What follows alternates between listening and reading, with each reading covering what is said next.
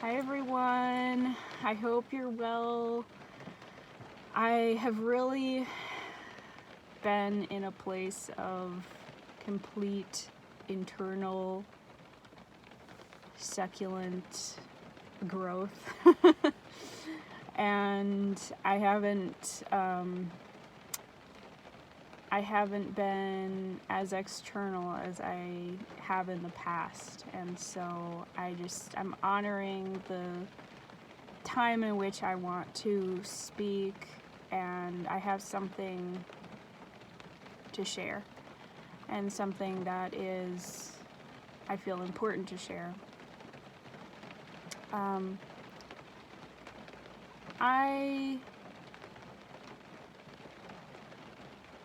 I wanted to talk about compassion. How compassion, you might have seen, and I will tell you a little bit more in a second here, but you might have seen my last video I posted was the Grand Compassion Sutra. And of course I want to talk about compassion because it's been something that I've really been honing in on this year.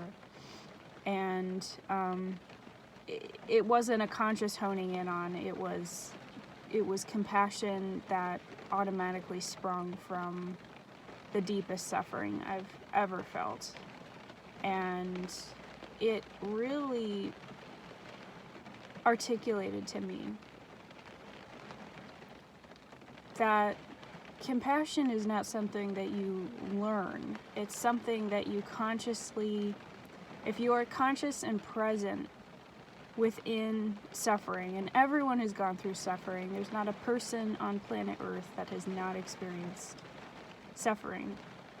But are you able to extract the wisdom and the chi and the information level of that deep, seed of that information level of that experience to move forward into your life, to bring that experience forward into your life?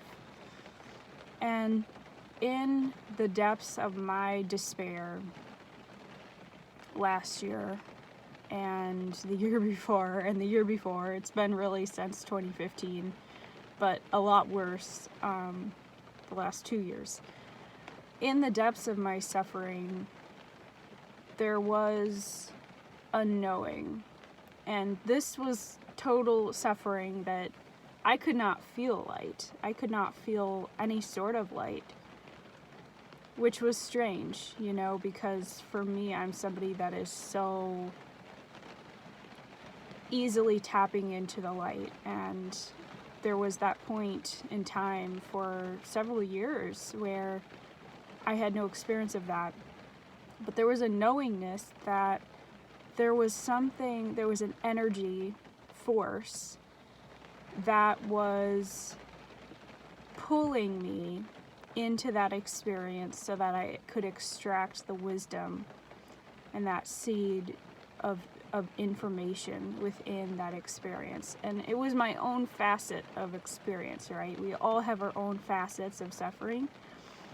But, mine developed both within my emotions and both within my physical body. Now, that's no surprise for those of us that understand that the body and the emotions and the spirit are very connected. They are not separate. They are very, very interconnected.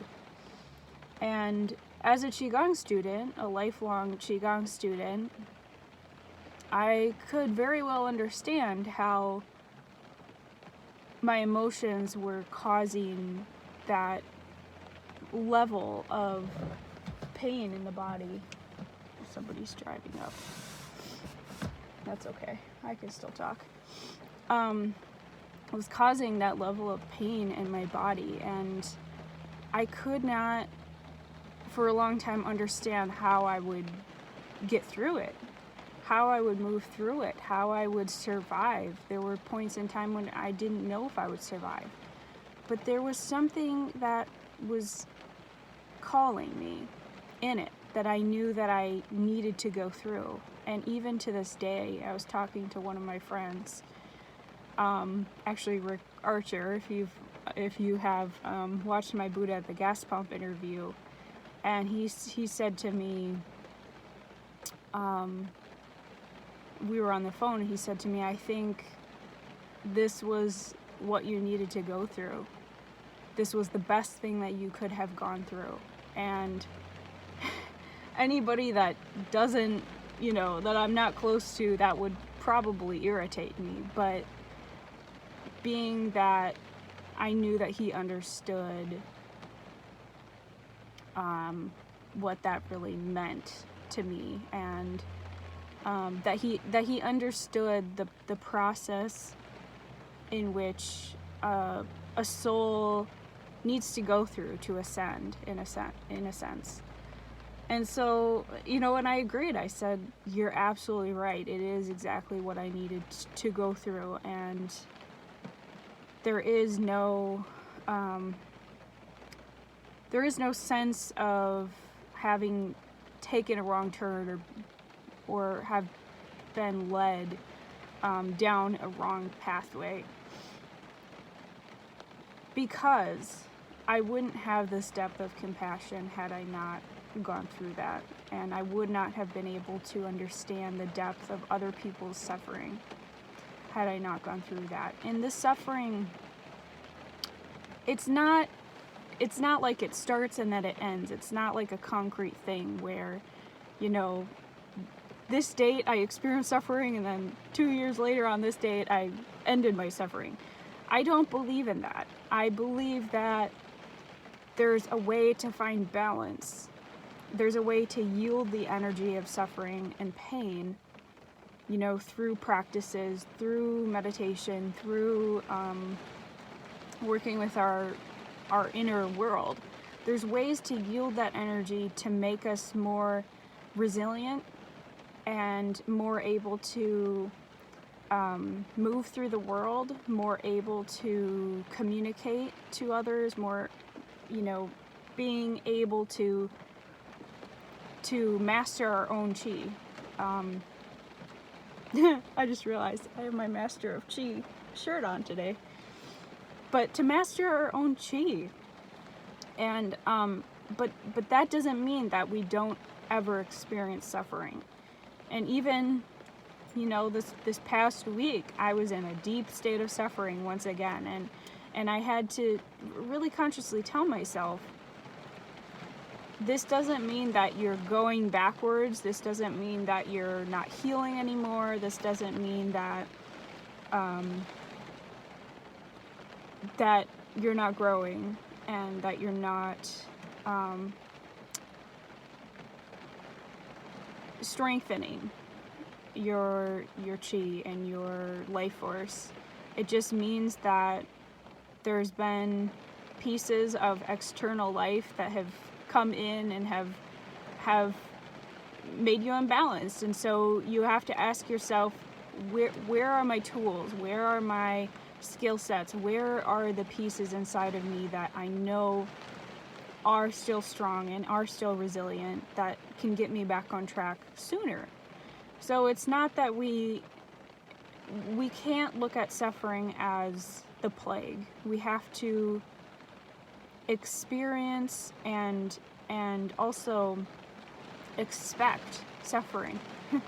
Expect suffering, because if you expect it, you can no longer be surprised when it knocks on your door and you go, oh my gosh, I don't know what to do, because I have no tools, I have nothing. I used to be that person not that long ago, where I thought that I had no power and I had to ask other people to give me power, and when they didn't know, then I was lost. And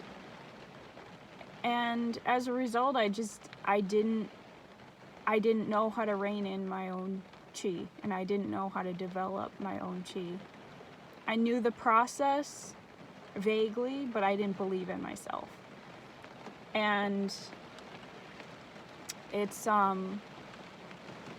actually good timing to mention that it is in about 2 days my 1-year anniversary of practicing Spring Forest Qigong every day.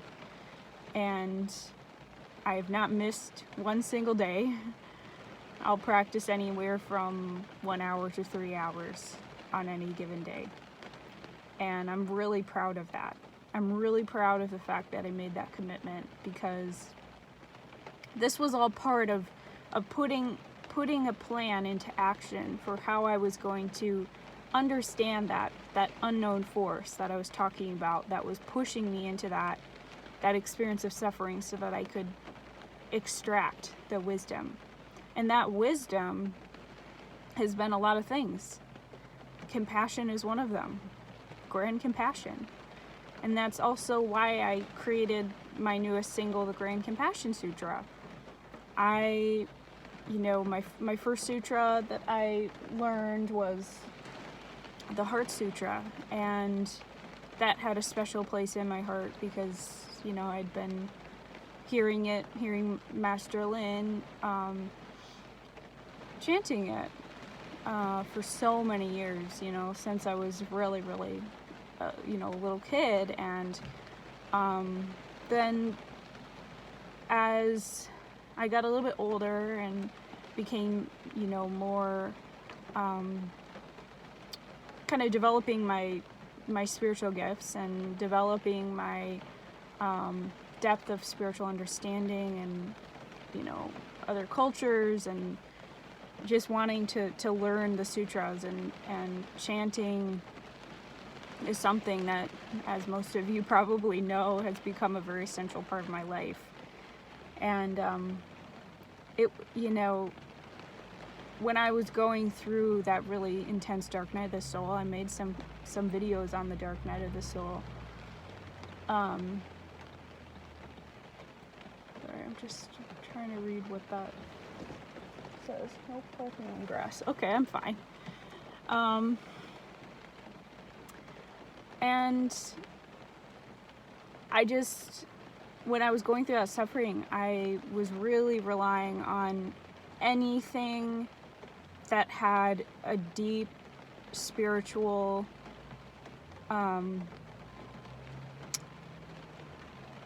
I was relying on the masters, whether it was Master Lin or masters that are no longer here present on earth, but of course very present spiritually, that had the depth of understanding of suffering. And I think I mentioned some of the sacred texts that I was reading to help myself through that process. And the Interior Castle was one, the Dark Night of the Soul was one, the Stormy Search for the Self was one.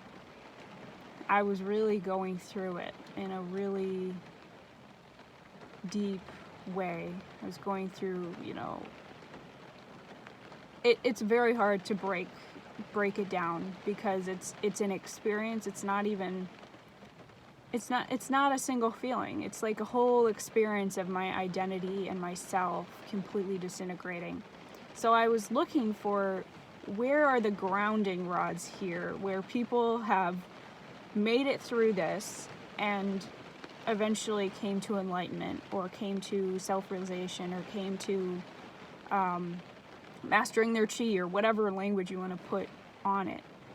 And so I started chanting the Grand Compassion Sutra, and I of course, the words themselves is not what matters. It's the energetic frequency, the energetic, the seed of the information level, like I was talking about, that is embedded within it. So it's not necessary for you to look up the words and understand phrase by phrase what this means. That's not how I learn them. I study the sounds, and I study the frequency and the vibration, purely from a vibrational standpoint. So if you ask me, what does this mean? I'll say, well, I understand the foundational meaning. I understand that, it's about Kuan Yin, and it's about, her or his, whatever, I guess Kuan Yin is not gendered, but, you know, his or her grand compassion for all sentient beings, I love that that's just a blanket over our entire earth and beyond. And I heard David Permal recently say on a live stream that our words, our prayers, when we send light, when we send blessings out into the universe or to a specific person, that information is stored within the universe forever. It doesn't just bloop go away after we say them. It's stored. And that's how we build positive karmas. And that's the power of mantra and chanting, and, you know, how old these mantras go back, how old these sutras go back. That's the power as well, is that it builds us positive karmas. So in essence, it's about compassion for all living beings, all sentient beings, but it's also about building those positive karmas so that we ourselves experience less suffering within our lives and within this individual life.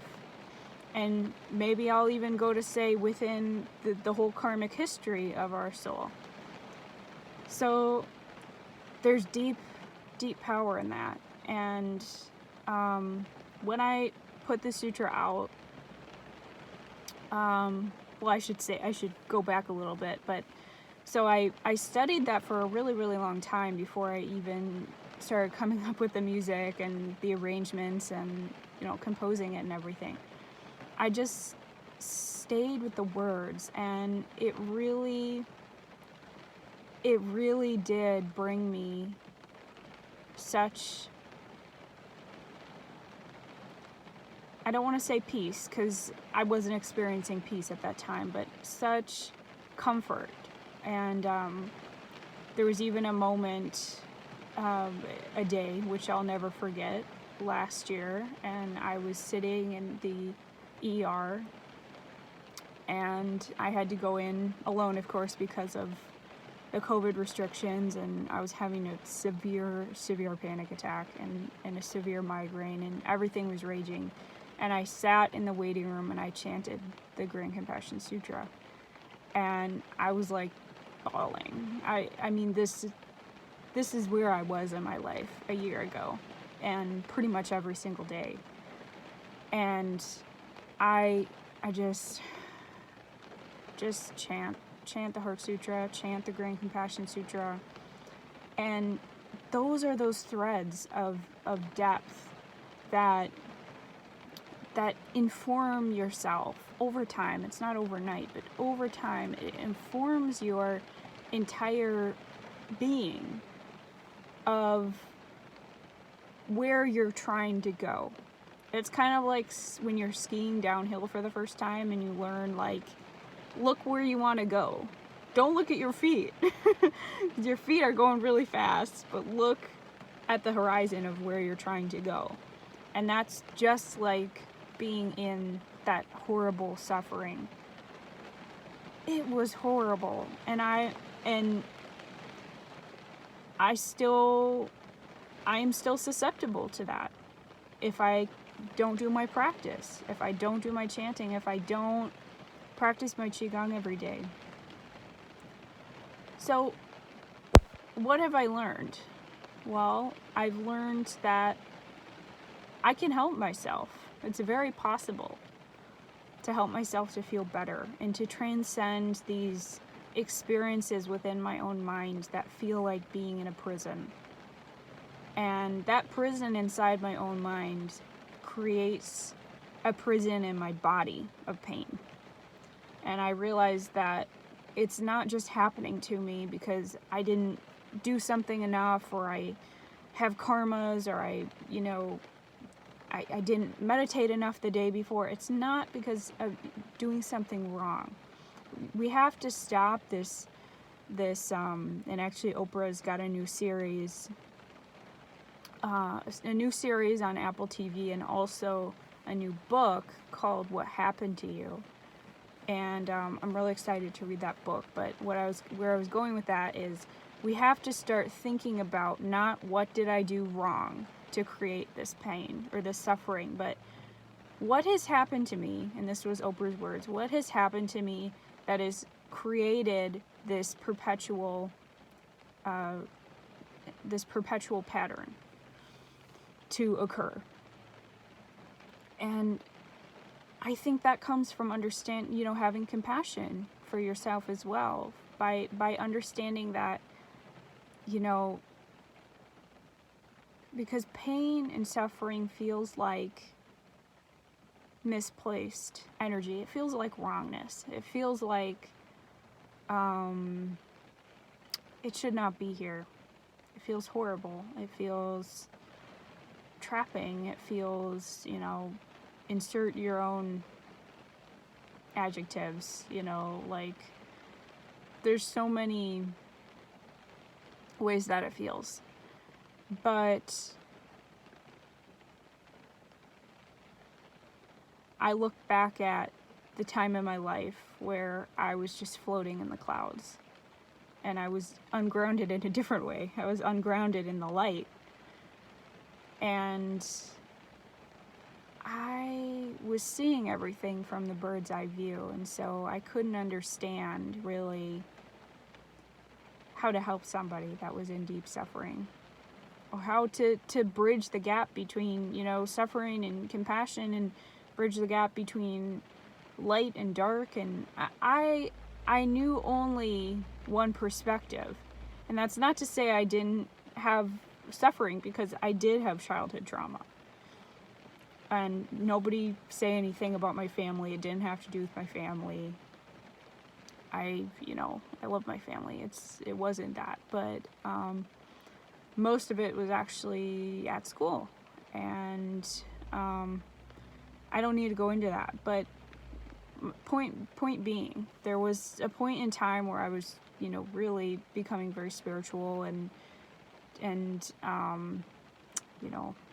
between the ages of 14 and I would say 18, those 4 years, I was in this place of light, and I couldn't understand, somebody would come to me for a reading that was suicidal.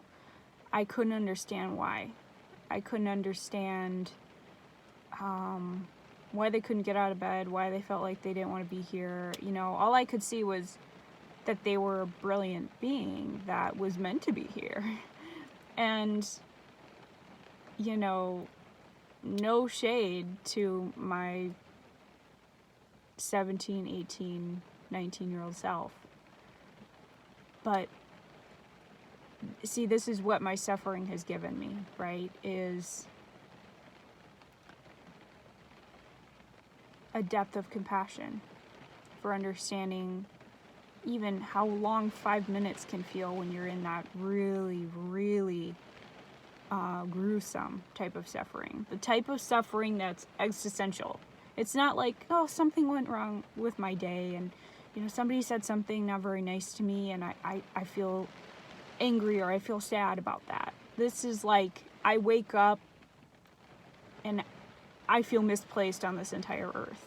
I feel like I can't exist here. That's the type of suffering I'm talking about, okay? And most of us do not talk about that. We don't talk about it. And I'm so, I think this was another reason for the COVID situation as well, is another thing that I heard Oprah say on that new series on Apple TV that I started watching. It's slipping my mind the title of it, but along the same lines as her book, What Happened to You. And she said, like, now having gone through a global pandemic, every single person on planet Earth has experienced trauma. So what that means is we have a collective understanding, if it wasn't already known to you, that, that fact, it is so true. We all have something that bonds us together in a collective understanding now. So what are you going to do with it? That's my question to you. And how are you going to wield that energy to create a stronger chi field within yourself and make you more balanced and make you more grounded and make you more compassionate? If you haven't had any compassion drawn from this experience yet, I don't know what world you're living in, to be honest. But I mean, I'm the type of person, I'm a highly sensitive person, and I don't necessarily like that term HSP, but you know, it is me, so we'll just go with it.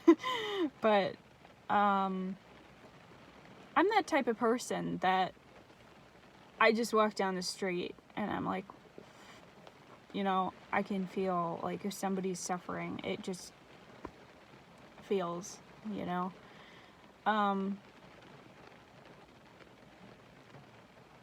We have to keep in mind that collective consciousness is affecting all of us on a daily basis. It's not just if you watch the news, it's being here in a world that lives and breathes the same air, the same particles, the same energy, the same, you know, it's the whole Akashic Records thing. It's stored information. This was supposed to be about grand compassion. I hope this is making sense. But so that's one tool set. I'll just wrap this up. But that's one tool set. You know, chanting, for example, the sutras, something, you know, the chanting that has deep roots for spiritual enlightenment, for clearing karmas, for, you know, growing your awakening. That's the kind of stuff that we can be using as part of our toolkit to wield the energy of trauma into compassion and into our own awakening and enlightenment, or whatever your goal is, transcending your physical pain, whatever your goal is. You can have whatever goal you want. So please do listen to my Grand Compassion Sutra. It is on iTunes. It's not on iTunes. I'm so sorry. My distributor messed up with that, and it's not on iTunes, but it is on Amazon Music, and it is on Spotify and Pandora, and so there's a link down below which you can click to download it or stream it. And my video right before this is the music video, if you want to share that with your friends. This would make me really happy if you did share it. It's something that I worked really hard on, and not only that, but it's like my gift for everything that I went through and how I'm choosing to send it back out. And I will continue to. Another note, I deleted my social media, except for here. So I don't know how long I'll be on here, or if I'll stay here, or if I won't. I don't really know. I'm trying to really go deep into my spiritual practice and better myself, and that's my most important thing, and just clear out any distractions. But when I have a teaching or something I want to share, I'll probably pop on here and say hi. And the other thing is, you know, if you'd like to stay in touch, you can email me. My email is Courtney@teachingsfromgod.com, and I do my best to respond to emails, but I am not doing readings, so I still get emails about readings, and I no longer offer that service. So, that's just where I'm at right now. I don't know if I'll ever go back to that, but I'm offering in new ways, and I'm growing into a more full person, a more full version of myself, and doing what I need to do to stay healthy. So that's why. And yeah, I hope this video offered you some support or something that you can take for the rest of your day, the rest of your week, the rest of your month, to just contemplate on. Let me know in the comments what you thought and what's spinning through your head right now. Okay, well, I will see you next time, and also let me know how you like the Grand Compassion Sutra, and save it to your playlist, please. Alright, bye everyone. I hope you have a great week.